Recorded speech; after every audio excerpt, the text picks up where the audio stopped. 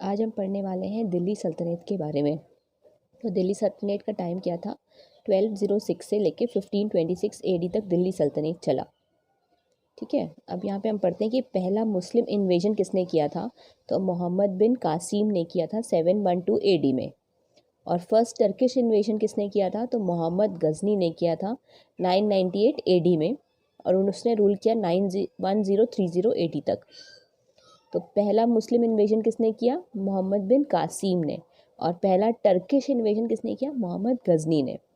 अब जो मोहम्मद गजनी था उसने 17 बार इंडिया पे अटैक किया, और उसने अपने 17th एक्सपीडिशन जैसे कि 1026 में इसने सोमनाथ टेम्पल को डिस्ट्रॉय कर दिया। ठीक है, अब फाउंडर ऑफ मुस्लिम रूल हम किसको बोलते हैं? मोहम्मद गोरी को बोलते हैं। और रियल फाउंडर ऑफ दिल्ली सल्तनत हम किसको बोलते हैं? इल्तुतमिश को बोलते हैं। तो Mohammad bin Qasim, Mohammad Ghazni, Mohammad Ghori, Iltutmish. Mohammad bin Qasim first Muslim invasion, Mohammad Ghazni first Turkish invasion, Mohammad Ghori founder of Muslim rule, Iltutmish real founder of Muslim rule.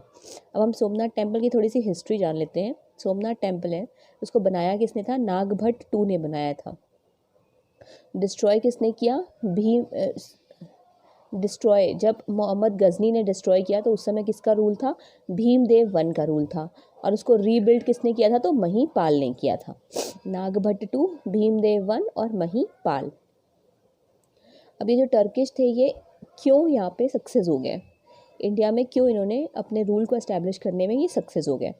Lack of unity in Rajput, no mutual cooperation among them, no central government, small and too many and scattered Rajput kingdoms, better organized Turks। तो जो राजपूत थे उनमें unity की कमी थी और mutual cooperation नहीं था। उनका जो कोई सेंट्रल गवर्नमेंट नहीं था, जो टेरिटरीज हैं वो छोटी छोटी थी और दूर दूर थी, इसलिए एक दूसरे की मदद नहीं कर पाते थे। और जो टर्क्स थे वो मिलिट्री और इक्विपमेंट वाइज ज़्यादा ऑर्गेनाइज्ड थे, इसलिए वो सक्सेस हो गए। अभी जो दिल्ली सल्तनत है उसकी वेरियस डायनेस्टीज़ हैं, तो वो हैं, इसको याद करने के लिए हम एक कोड याद कर सकते हैं GKTSL। इसको बार बार आप बोलेंगे तो याद हो जाएगा।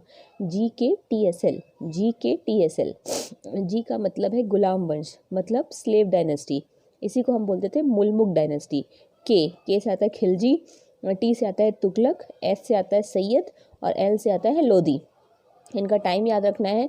तो जो यहाँ पे हुआ था 1206, वहाँ से होगा 1206, फिर 90-20-14, 90-20, 0690, 06 तो याद हो गया। अब उसका उल्टा कर दो, 06 है, 6 बाद में है, 0 पहले है, तो अब 90 आ जाएगा। 90 के बाद 20, फिर 14, इसी का उल्टा कर दो, 51, फिर 26।